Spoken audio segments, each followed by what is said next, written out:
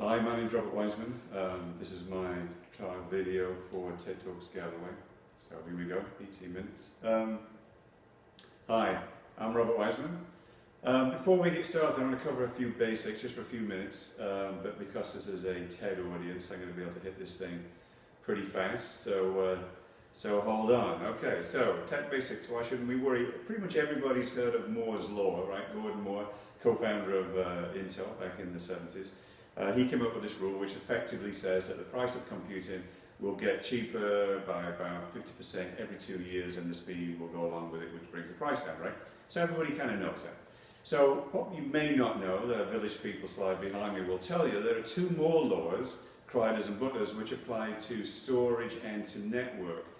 And their rules are very similar, except they're actually more aggressive. They're actually, I think it's 9 months and 13 months respectively for the two laws, but effectively say the same thing, that the power of those, so the bandwidth for network and the disk compression, the amount of space that you need to store information, gets smaller, and so the prices come down by half every 9 months and then 13 months with the other one. So we all intellectually get this, I think. Everybody gets this whole doubling thing, but do we really get it? I'm not really sure I ever got it. I mean, I always think, yeah, it doubles. So you think about last year it doubled, or for the last time it's 2 times more now, but you don't necessarily think that it was 4 times the time before that, and then 8 times, and those numbers add up. Those are real numbers after a while, and so I want to give you an example just so that really becomes clear, because this is important to not only the rest of our lives, but specifically to the presentation. So this is from that Chinese proverb thing about the grain of rice and the chessboard, like 64 squares. But this time I'm using a penny, and actually an American penny, but I think the other pennies are about the same. It's a millimetre thick.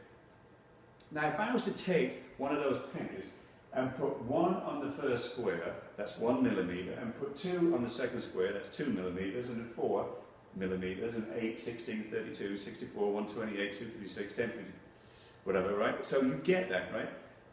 But just how high would that pile of pennies be? Starting out at a millimetre, assuming they only double 64 times, how high would that pile of pennies be? Anybody, right? We don't have a lot of time. So the moon is 240,000 miles away. Pile of pennies, a millimetre to 240,000 miles in 64 leaps? Yeah, well, actually, the sun is 94 million miles away, and it would actually reach the sun 16,000 times, not just one, 16,000 times from a millimetre. 64 doublings, with some of these laws, certainly the one outside of the chip aggression, is actually quite attainable within a normal lifespan, and we've seen so many of these in the last few years. So, and we'll continue to see them. In fact, of course, because they double, their power gets exponentially larger as they go forward. That's a really, really important thing. So if we think about how fast computing has come, there's your 16,000. Do you guys remember the Cray computers? Any of you old enough to remember the Cray computer thing? Well, anyway, when I was a lad, Cray computers were the thing, right? And they were massive, $32 million. And only like 4 people or institutions in the world had them. And I actually asked one of the lads in my team, I was doing this presentation, and not this one, a different one, but I said, if you were to take my phone that's in my pocket here, and it's this thing, almost $500, how many of these would I need to get to the power of a Cray computer? I'm just wondering how far along this stuff has come. The answer was, surprisingly, the phone, which is a Samsung, but the iPhone is probably about the same, is actually faster, more powerful than the $32 million Cray computer, which is a staggering thing that we've come to in relatively just a few years. So think about network speeds. Again, when I was a lad, when I first got my first computer, I think it was 14.4, big deal, right? You used to go bing, bing, bing, bing, remember that thing, right? And then we got to 28.8, and that was a big deal. Anyway, by 2020, that number will be 1 terabit, which sounds big, but we don't really comprehend what that means. So 1 terabit of data, if you had an hour video, which is 700 megabytes, 8 bits to the byte, back in 2000, it would have taken you 28 hours. By 2020, it will take you 6 1,000ths of a second. And prices really aren't going up with this stuff. This is just free power that's just coming our way all the time. Same thing true with storage. So reports I read back in 1980, to store a gigabyte of storage was $3 million. Today, It's actually less than 3 cents. 3 million to 3 cents in just a few years. It's amazing, right? So we get that now. So we do get the power of this whole storage thing. And storage is actually a very important thing, a very unsexy thing to most people. Storage is so important, and it's actually leading the way in a lot of cases, because the disk density, which is what that brings that number down 3 million to 3 cents, is really what's driving that. And there are some very impressive movements afoot right now. A thing called like memristor torque resistance memory. They're actually using the rotation of atoms around, so a rotation of electrons around an atom. You spin this way for your ones and spin this way for your zeros. And you're able to store, and this is actually being rolled out at the moment, at the atomic level. Now, atoms are incredibly small. We can talk about that later if we have more time. So imagine storage.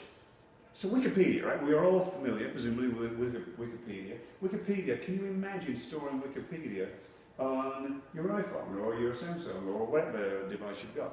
Well, actually, you can today. I mean, there's enough storage, as immense and useful as Wikipedia is. You could store it compressed or uncompressed on your phone. Now, can you imagine apps that people should be writing on this thing, that they would listen to your conversation and at the end of the day tell you the 142 things you got wrong today? That would be quite interesting. Anyway, I don't know if it would or not. But so privacy is a convenience. Privacy versus convenience is really what the foundation of this idea is all about, right? So there are so many links to computer chains and hackers and all these other people. Marketers want and can target basically everything in our buying history to be able to market to us. Is it nice? I'm not really sure. So here's somebody you might know, just available on everything that Andy does and just stuff that Andy doesn't do, because he's a human being. There's all this information about Andy, and if I was a very smart, astute marketer going after Andy, these are all the things I could find out about him, and I could text him and email him and say, hey, Andy, you got drinking problems? You want a better hat, mate? Went to Spain last year. Do you want to go again? It's nice, I think, to a point, but at some point it really, really becomes creepy. And there are a new type of app that's been around for a few years, really. It's called a personal assistance app. And this personal assistance app tries to help your life, right? So it tells you little informational stuff. It's nothing really more than a smart notice board to your reminders and stuff, right? This is how long it takes to get to work. Don't forget to call your mum, pick up bread and milk, the weather's going to be, those kinds of stuff. It's nice, right? It's going the long way, but largely only tells you stuff if you told it. There are some proactive nuances that kind of mind. So the future of this is really based around two key factors. There's your Google and your Microsoft with Google's Now and Microsoft Cortana, and then there's Apple, and Apple have a different point of view. So Google and Microsoft believe that everybody's data that they can get their hands on is up for grabs. So Google, Facebook, Google, everybody, right?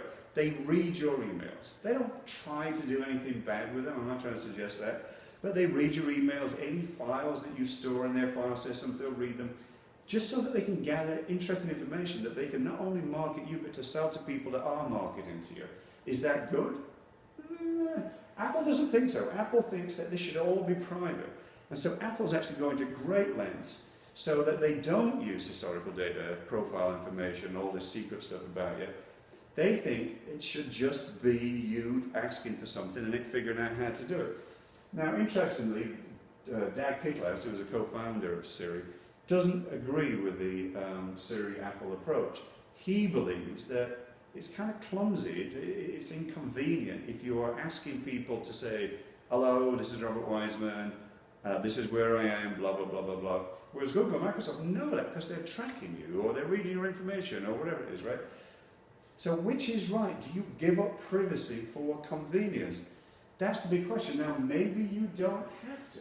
So the digital pendulum is something I talk about sometimes, because I come from the mainframe world many, many years ago, right? Where we had dumb terminals. And if you remember, dumb terminals were just a dumb terminal. All they did was present information that was served to it from a mainframe. And then we went this massive pendulum swing to the thing called client-server, then we went back to thin clients, then back to rich clients, and then to no clients or notebooks. And I think the next step is actually a very, very rich, very, very powerful client called a servant app, and that's essentially what we're here to talk about. Here you go, servant app. So a traditional customer will walk into a shop and they'll initiate a conversation, and that's kind of how websites work, or you work with a website. A push transaction, which is what the server technology, so the servant app technology is really based around, is really about pushing transactions. So the seller initiates, who wants this? And people, here you go, mate, you got it. Who wants this bag of chips? Who wants this corned beef sandwich? Who wants this hotel room? Who wants this flight? But it happens so rapidly that if you're in the mood to buy something, you start listening to a channel with that on, and Bob's your uncle. Before you know it, there it is, right? And you just say, I've got it. Much, much more efficient. Another example is traditional transaction. All these people crowding around trying to order a beer. A push way of doing this would be the beer cakes are all out there. Go help yourself. In fact, that's not you. It's actually you up on the top.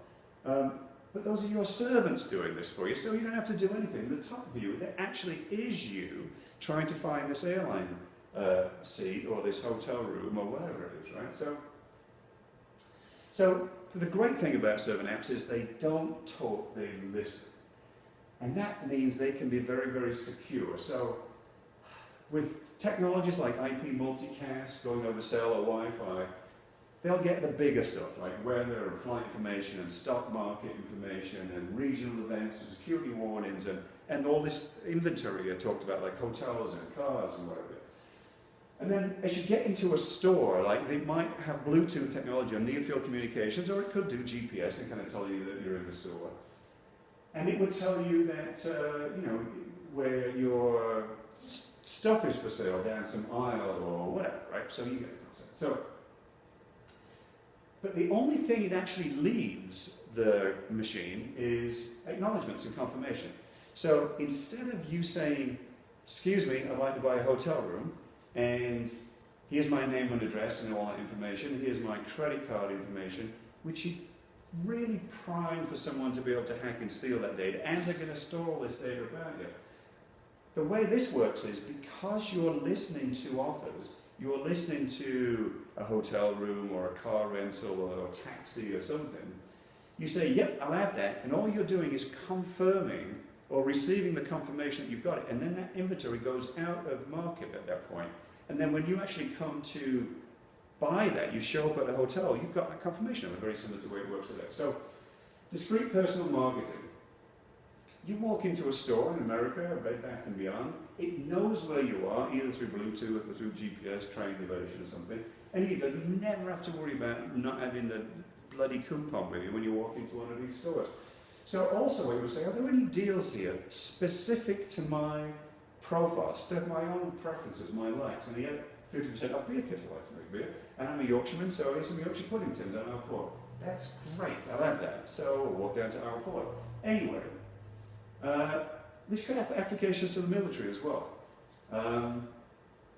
Imagine you're some military person and you see on your phone that all of these people on your map are the bad people in the red, right? And so you're just making sure they're where they are, you're doing surveillance and everything. Now, there's also a path out of there, which is the one I would be taking, and I have to be very clear about this, which gets you out of there, and the green path, and I now have to stop. Okay.